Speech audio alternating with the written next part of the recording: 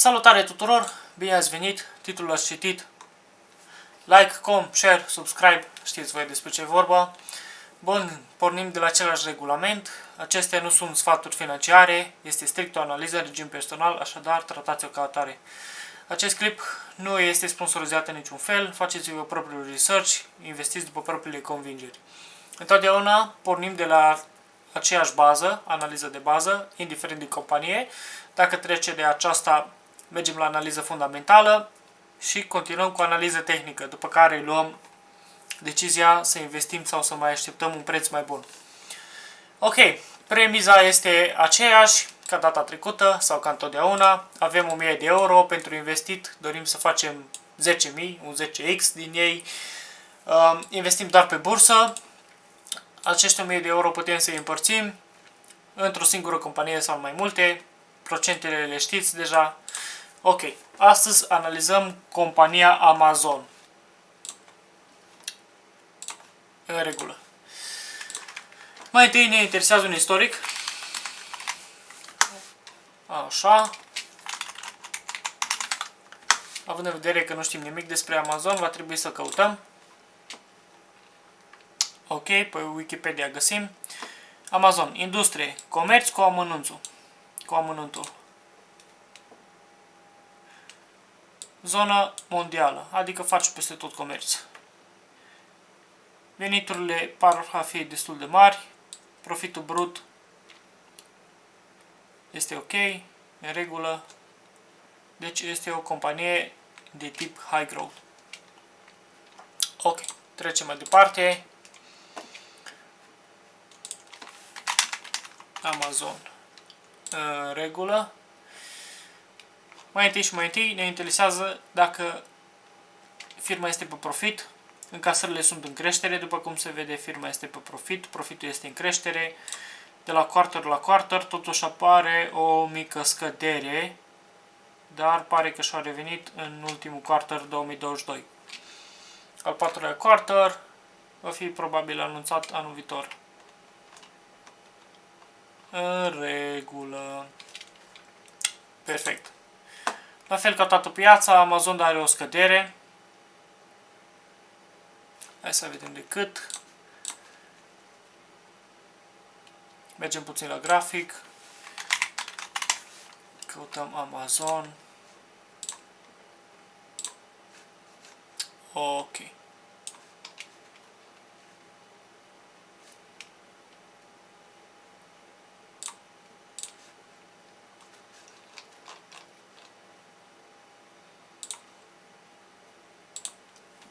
O scădere destul de mare, după cum se vede. În regulă. Continuăm cu analiza. Așadar, istoricul știm, financiarele le știm. Avem un PE ratio exagerat de mare. Tot ce peste 20, compania e supraevaluată. În regulă. Mergem puțin la statistici. Are un market cap imens.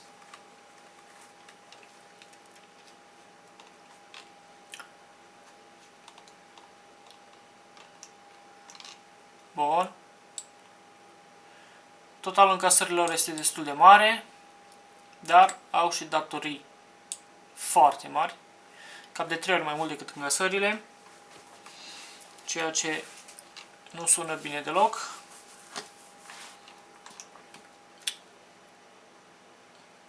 Cash flow este negativ, dar având în vedere că e o companie foarte mare, nu are foarte multă importanță. Trecem mai departe la financiare.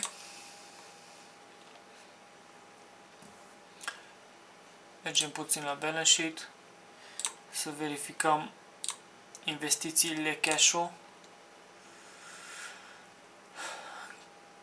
Cash-ul lor pare destul de mic. Hai să vedem datoriile. Deci,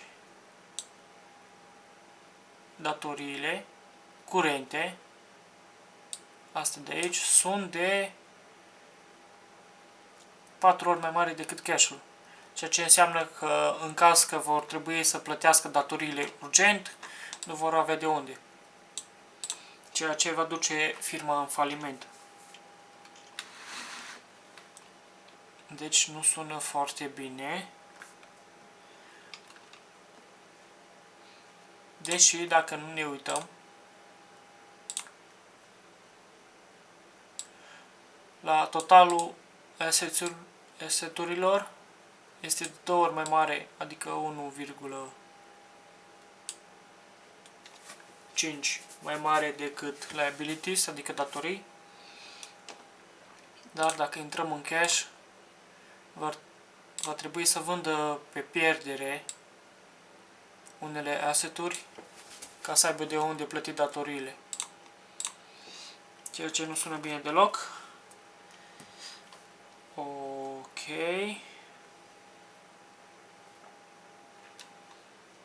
Hai să intrăm puțin total non-curent. Din câte se vede, au de primit 32 de milioane din cash. Ok. Mergem puțin înapoi la cash flow.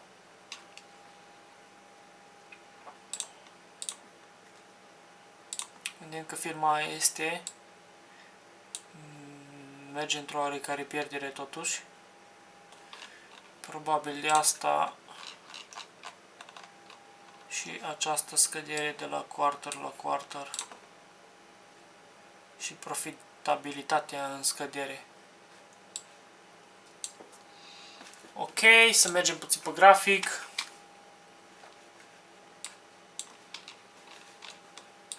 Așa. Bun, aceeași premiză, dacă am avea 1000 de euro și am vrea să investim în momentul de față, deși eu n-aș investi deloc în Amazon pentru că este supraevaluată,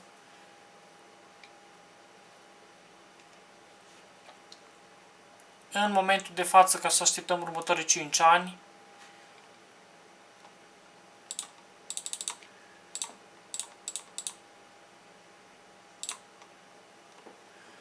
de la prețul de 85, așa, îmi face un 5x în următorii 5 ani, ceea ce nu-i foarte rău, dar nici foarte bine. Eu cred că Amazon are potențial mai mare.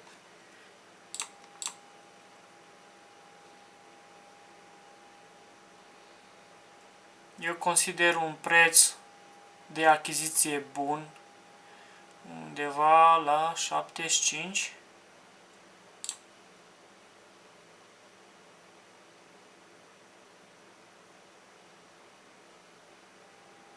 Da. Recomandarea mea ar fi să mai așteptați până la 75. Dacă scade la 75, aș recomanda să intrați cu un 25% din portofoliu în Amazon, pentru că ar fi fondurile în siguranță. Ok, cam atât pentru azi.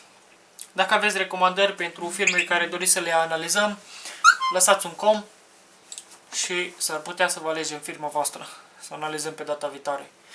Nu uitați, această analiză are o dată de expirare de 40 de zile, adică e valabilă 40 de zile. După 40 de zile va trebui să intrăm din nou, să vedem dacă s-a schimbat sau nu s-a schimbat ceva și să revenim cu update-uri. Mulțumim! Salut!